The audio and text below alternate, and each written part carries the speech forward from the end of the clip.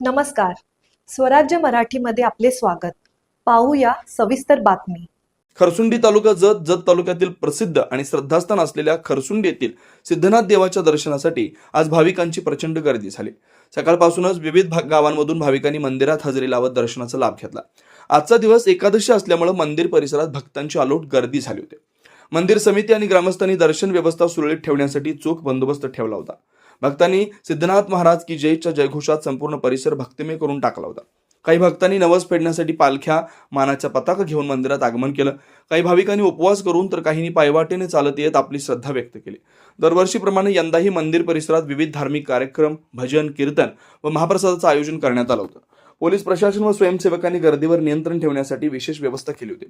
खरसुंडी येथील सिद्धनाथ महाराज हे अनेक भाविकांचं कुलदैवत आहे. त्यांच्यावर श्रद्धा असलेले लोक कोकण, मराठवाडा, कर्नाटक, गोवा व महाराष्ट्राच्या इतर भागातूनही इथं दरवर्षी दर्शनासाठी येतात.